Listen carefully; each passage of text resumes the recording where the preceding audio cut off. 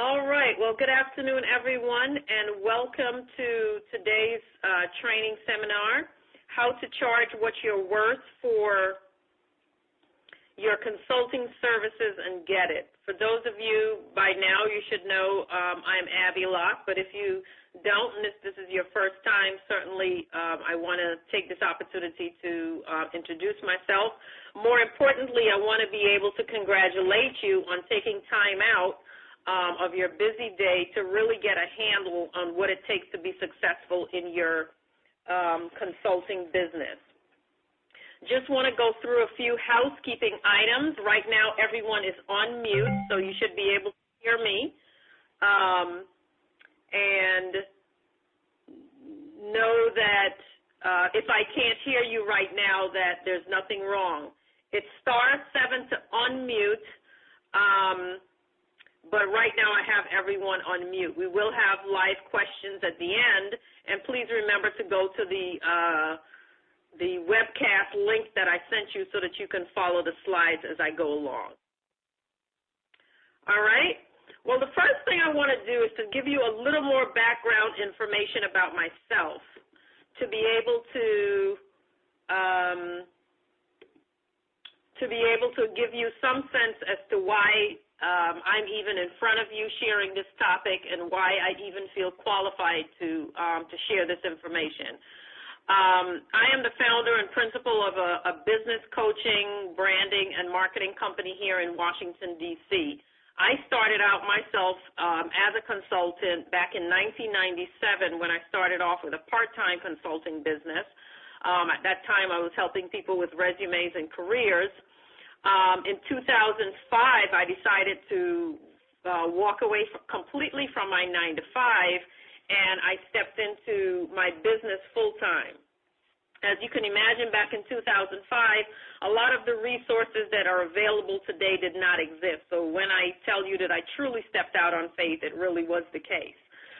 More importantly, I actually survived the 2009 economic downturn, not an easy task at all, and at one point I thought I wasn't even going to be able to do my business at all after that. I don't know anyone who wasn't hard hit by that, but I'm here and I survived, and I actually bounced back pretty quickly, a lot quicker than I know a lot of people have.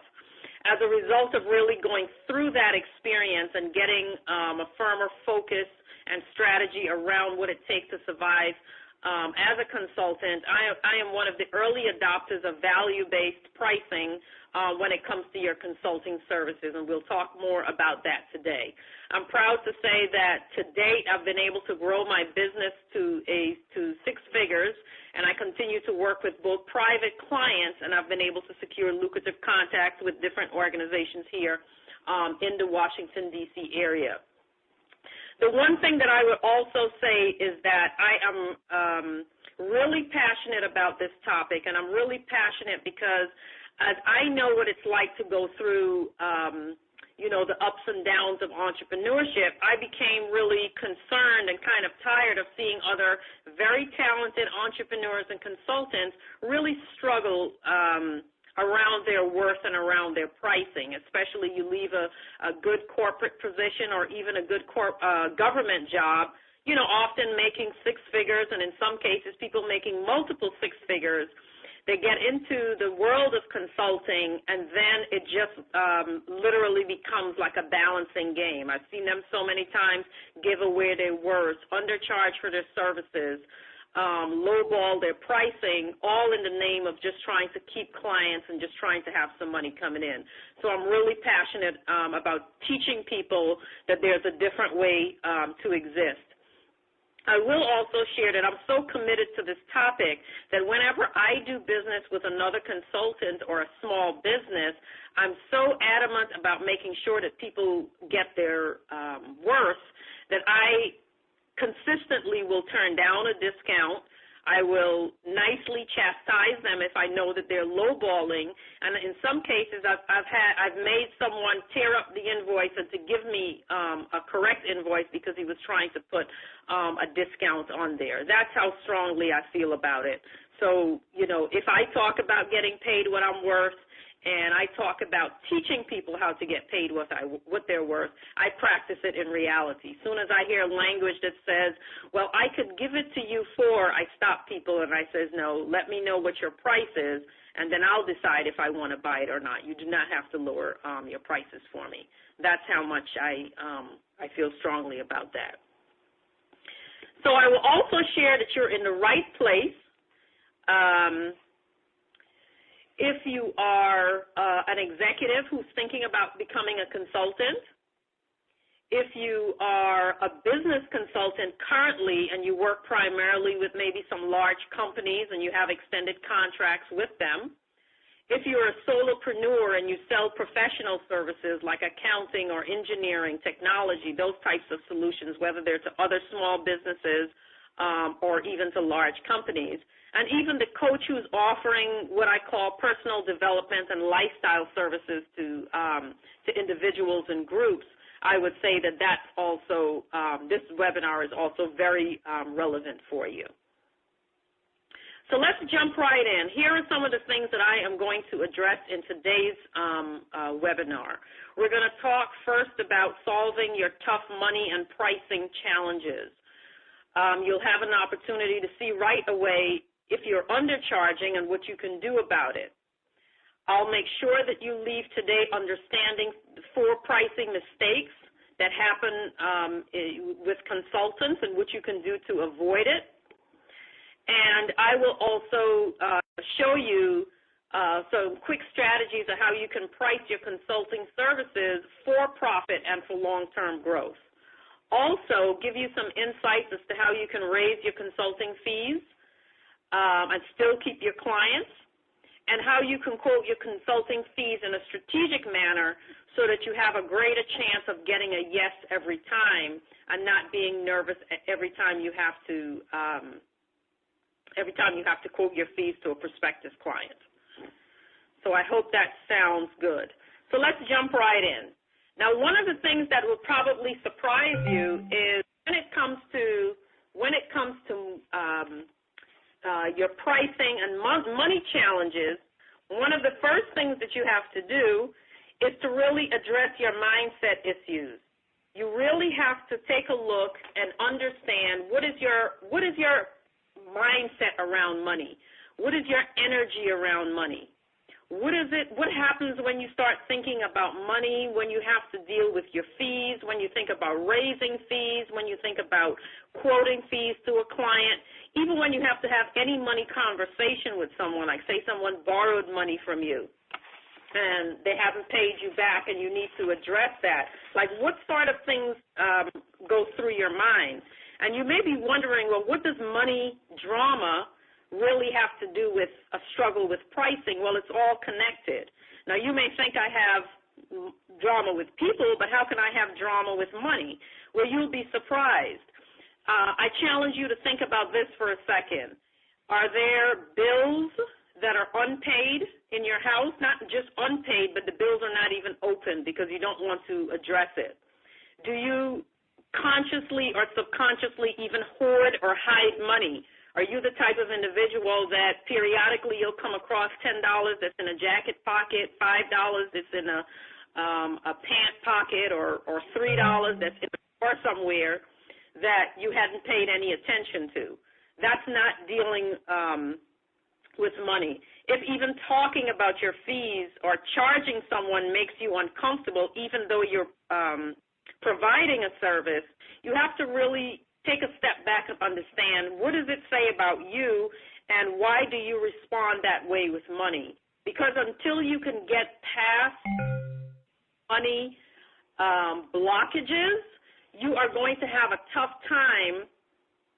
You're going to have a tough time with really just dealing with pricing and getting comfortable charging what you're worth and being able to talk about your fees with people.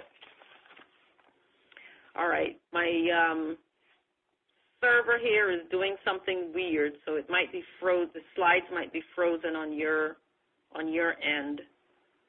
Come on now.